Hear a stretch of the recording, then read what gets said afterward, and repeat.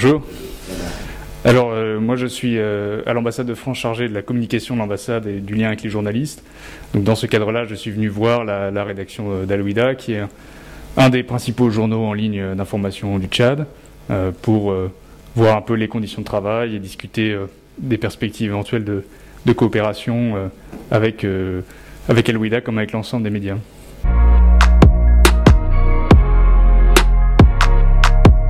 La presse au Tchad, comme l'ensemble, je crois, des médias tchadiens, a des difficultés structurelles, évidemment, en termes de moyens, de capacités, mais arrive quand même, je trouve, à faire un travail remarquable d'information du public, de plus en plus immédiat et rapide maintenant, avec la presse en ligne notamment. Et c'est pour ça que tout l'intérêt pour nous, c'est de voir comment on peut contribuer à renforcer les capacités pour un journalisme de qualité, d'investigation sérieuse, et pour essayer aussi par ce biais-là de valoriser les nombreuses actions de coopération qu'on mène au Tchad. Bonjour, le conseiller en charge des affaires intérieures de l'ambassade de France au Tchad, M. Guillaume Delandt, nous a rendu visite. L'objet de sa visite est de s'imprégner dans quelles conditions le journal en ligne travaille. Nous lui avons expliqué un peu l'historique du journal et les difficultés que rencontre ce journal indépendant. On lui a expliqué aussi notre ligne éditoriale. Donc on a longuement échangé aussi sur la coopération qu'Al-Wehda pourra entretenir dans l'avenir avec l'ambassade de France dans le domaine des formations pour permettre à nos journalistes de se perfectionner. Donc on lui a tout expliqué. On a énuméré quelques nombres de difficultés.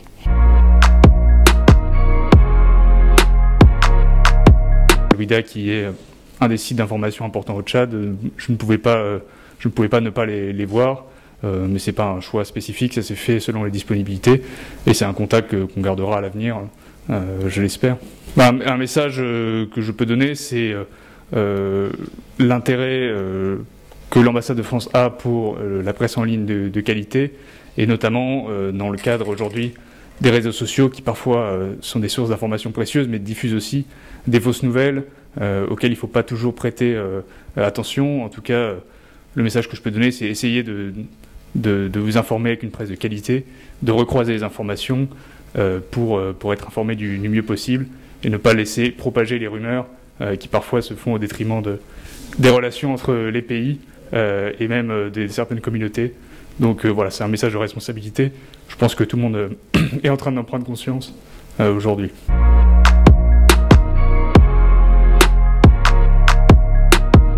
Cet échange a été très positif.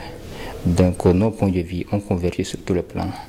Et désormais, on va établir un certain nombre de partenariats et que les reporters d'Al-Wehda peuvent participer à toute formation initiée par l'ambassade de France au Tchad. Donc voilà, on leur a dit qu'Al-Wehda est véritablement indépendant, donc on n'a pas de ressources. On espère avec le temps avoir une autonomie financière pour permettre à notre journal de réaliser un certain nombre de projets. On lui a expliqué aussi qu'on a beaucoup de projets, et des projets qui consistent la modernisation du journal avec l'installation qu'on appelle récente du service vidéo qui continue à faire un travail impeccable sur le terrain et qui nous permet actuellement d'attirer plus de lecteurs. On a d'autres types de formations que nous devrions bénéficier en mettant beaucoup plus l'accès sur la vidéo, sur la photographie, la vidéo et la photographie qui vont être faites d'une manière professionnelle. Moi, je suis très content de les recevoir aujourd'hui. C'est pour la deuxième fois que Al-Wehda reçoit un représentant de l'ambassade de France. La dernière visite date de 2011. On a reçu en 2011 une visite de l'ambassade de France conduite par le chargé des affaires. Et voilà, l'ambassade de France nous a remis un dictionnaire et nous avons toujours gardé un bon souvenir de cela. Et nous voulons inscrire ce partenariat dans la durée.